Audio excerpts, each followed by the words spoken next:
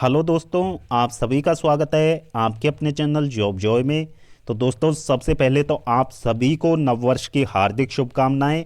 और परमपिता परमेश्वर से हम ये प्रार्थना करते हैं कि नववर्ष का ये नया सवेरा आपके जीवन को खुशियों से सदैव प्रकाशमान रखे तथा आप आजीवन स्वस्थ व प्रसन्न रहें।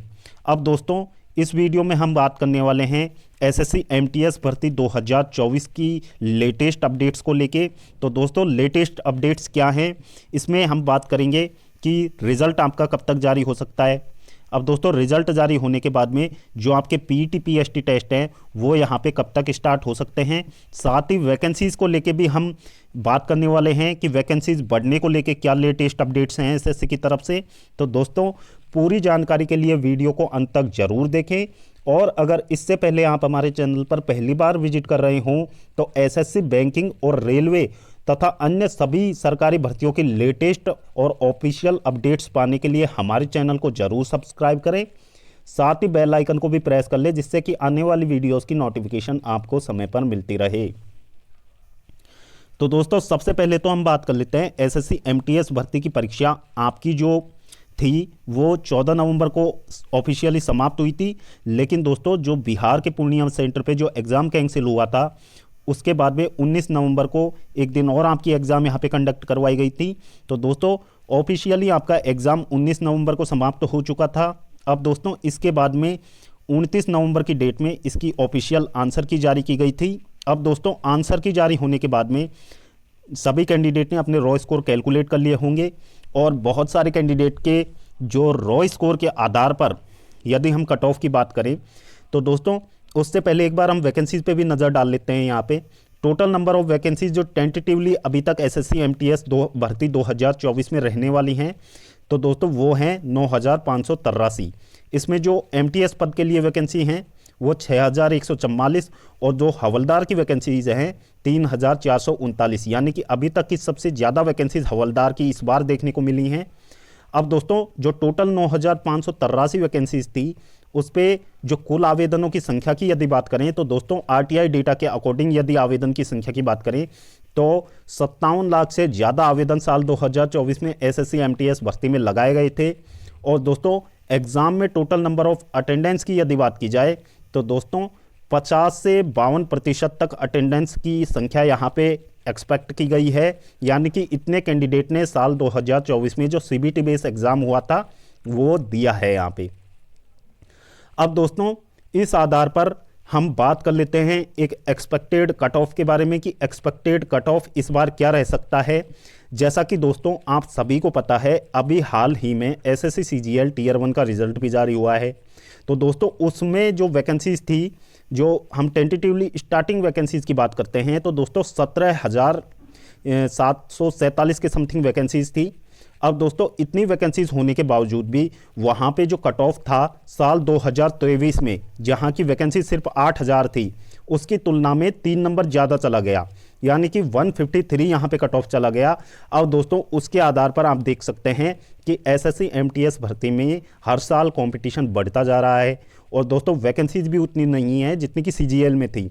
तो दोस्तों, इसकी जो कट ऑफ के बारे में हम बात कर लेते हैं तो कितना रॉ स्कोर होना चाहिए कैंडिडेट का ताकि वे अपने आप को सेफ मान सके, भले ही आपने पोस्ट प्रेफरेंस में कोई सा भी स्टेट टॉप पे रखा हो। तो दोस्तों, इसकी जो कट ऑफ है वो स्टेट वाइज अलग अलग जानी है, लेकिन दोस्तों एक एक्सपेक्टेड सेफ स्कोर हम आपको बताने जा रहे हैं रॉ स्कोर के आधार पे कि यदि उतना स्कोर आपका बन रहा है तो आप अपने आप को सेफ मान सकते हैं। तो दोस्तों, सबसे पहले हम बात कर लेते हैं तीनों अनरिजर्व कैटेगरीज की, यूआर, ओबीसी और ईडब्ल्यूएस के बारे में बात करें तो दोस्तों यूआर, ओबीसी और ईडब्ल्यूएस में यदि आपका रॉ स्कोर 115 या फिर इससे ज़्यादा आपका रॉ स्कोर बन रहा है, ईडब्ल्यूएस में भले ही आप 1-2 नंबर यहाँ पे लेस लेके चल सकते हैं, लेकिन दोस्तों यदि इतना रॉ स्कोर आपका बन रहा है तभी आप इसमें सिलेक्शन की उम्मीद कीजिएगा।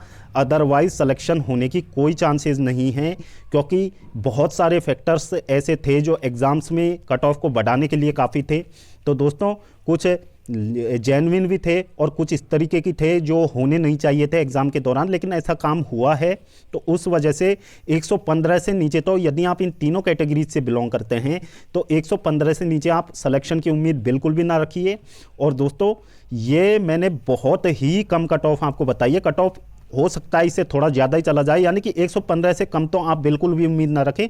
इससे ज़्यादा रॉ स्कोर के बेसिस पे आपके यदि रॉ स्कोर इससे ज़्यादा हैं तो आपको सिलेक्शन की उम्मीद रख लेनी चाहिए, क्योंकि नॉर्मलाइजेशन में आपके मार्क्स बढ़ सकते हैं। उस आधार पे इससे ज़्यादा नंबर पे ही आपका सिलेक्शन हो सकता है, इससे कम पे आप सिलेक्शन की उम्मीद बिल्कुल भी ना रखें साल 2024 में।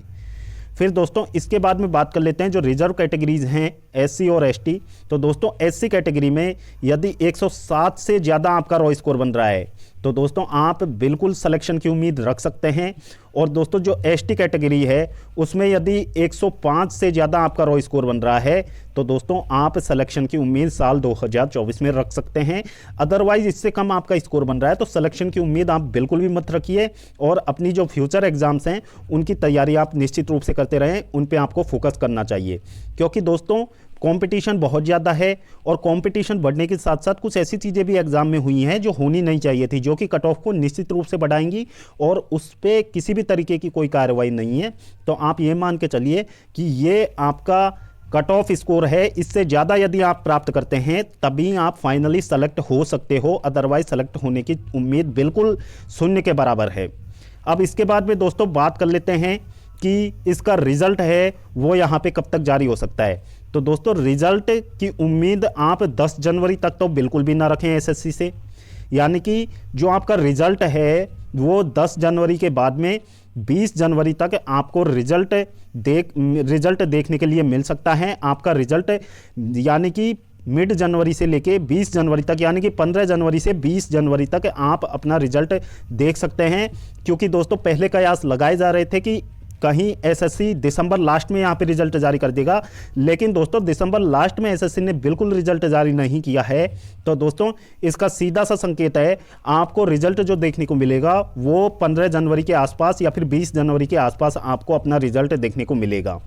अब दोस्तों इसके बाद में जो पीटीपीएसटी टेस्ट कंडक्ट होने हैं साल 2024 के लिए, तो दोस्तों एक्सपेक्टेड है कि मिड फरवरी या फिर लास्ट फरवरी से आपके पीटीपीएसटी टेस्ट होना चालू हो जाएंगे।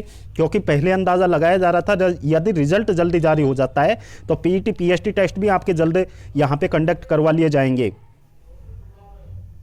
लेकिन जो रिजल्ट में है देर हो चुकी है, यानी कि रिजल्ट आपका मिड जनवरी में जारी होने की बहुत ज़्यादा संभावना है।